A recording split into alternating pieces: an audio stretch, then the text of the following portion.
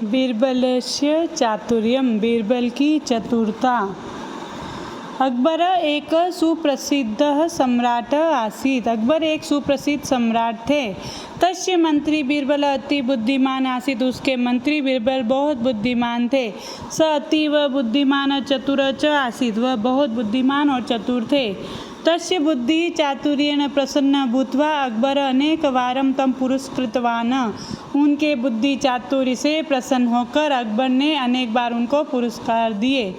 अकबरस्य राजप्रसादस्य समक्षे एकः तडाग आसीत्। अकबर के राजप्रसाद के महल के सामने एक तालाब था। एकदा शीतकाले अकबरः बीरबलं कथितम्। एक बार ठंड के समय में अकबर ने बीरबल से कहा, यत् कोऽपि अस्मिन् जले पूर्ण रात्रौ स्थातुं न समर्थः, कि कोई भी इस जल में पूरी रात तक खड़ा नहीं रह सकता है, खड़े रहने में समर्थ नहीं है।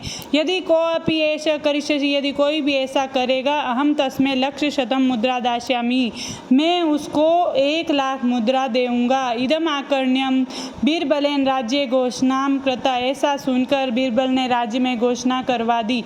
एक निर्धन नर स्वकन्याया विवाहार्थम एतत् कर्तुम तत्परो अभवत्। एक ऐसा सुनकर एक निर्धन व्यक्ति ने अपनी कन्या के विवाह के लिए ऐसा करने के लिए वह तत्पर हुआ।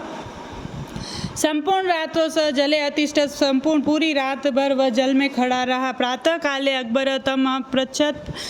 प्रातः काल सुबह अकबर ने उससे पूछा, कथम स रात्रि पर्यंतम जले स्थित, किस प्रकार तुम रात भर जल में स्थित रहे। स अवदत्, उसने बोला, राजन, प्रासादस्य प्राचीरे एकम दीपकम जलति।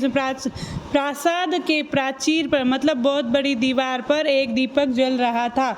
संपूर्ण रातों अहम तम दीपक में व अपश्यन्। पूरी रात्रि तक मैं उस दीपक को देखता रहा। राजा उक्तम त्वया छलम कृत्वम। राजा ने कहा, तुमने मेरे साथ छल किया है। अहम मुद्राम न दास्यामि, मैं तुम्हें मुद्रा नहीं दूंगा। यतः त्वं दीपकात् उष्णता प्राप्ता, तुमने दीपक से उष्णता प्राप्त की।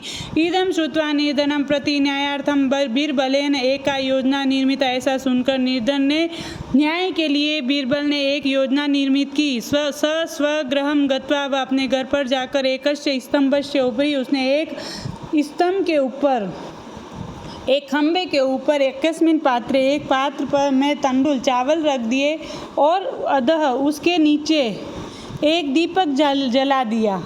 अन्य दिन बीरबलम राजसभायां न दृष्टा। दूसरे दिन बीरबल को राजसभा में नहीं देखकर राजा अकबर तस्य अकथयत्। तस्य समाचारम प्रेषितवान्, उसके लिए समाचार भेजे।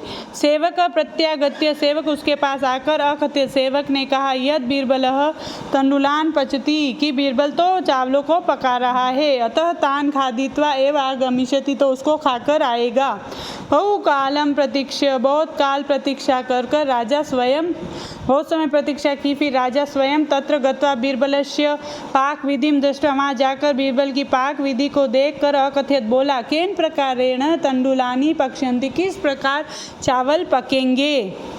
तदनन्तरं बीरबल अकथयत्, फिर बीरबल ने कहा, यदा नर जले अतिष्ठन् दूर स्थित दीपकात् उष्णतां प्राप्तुं समर्थ, यदि वह मनुष्य जल में खड़ा रहकर भी दूर जो दीपक जल रहा था उससे उष्णता प्राप्त करने में समर्थ हो सकता है, तदा एव दीपकस्य अग्नि, तो इस दीपक की अग्नि से भी तंडुलानि पक्ष्यन्ति, चावल पक सकते हैं। तो इस प्रकार बीरबल ने उसको कहा।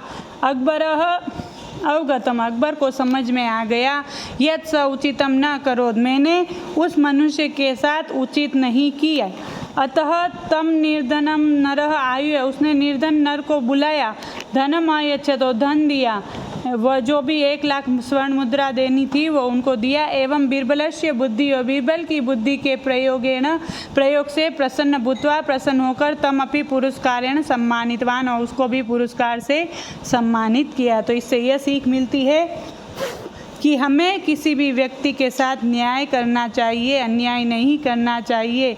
तो उन्होंने क्या बोला, बीरबल ने बोला कि अगर दूर स्थित प्राचीर पर जब चार दीवारी पर दिया लग रहा है तो उस दिए से उस व्यक्ति को उष्णता प्राप्त हो सकती है, तो मेरे भी चावल पक सकते हैं। तो इसीलिए उन्होंने एक योजना बनाई और योजना बनाकर उस मनुष्य को न्याय दिलाया, तो निर्धन व्यक्ति को न्याय दिलाया। तो इस प्रकार बीरबल की चतुरता जो कि जग में प्रसिद्ध है। तो अकबर बीरबल की ये कहानी हमें बहुत अच्छी सीख देती है कि हमें किसी के साथ अन्याय नहीं करना चाहिए, न्याय करना चाहिए। धन्यवाद। ज़्यादा से ज़्यादा सब्सक्राइब करें, लाइक करें, शेयर करें।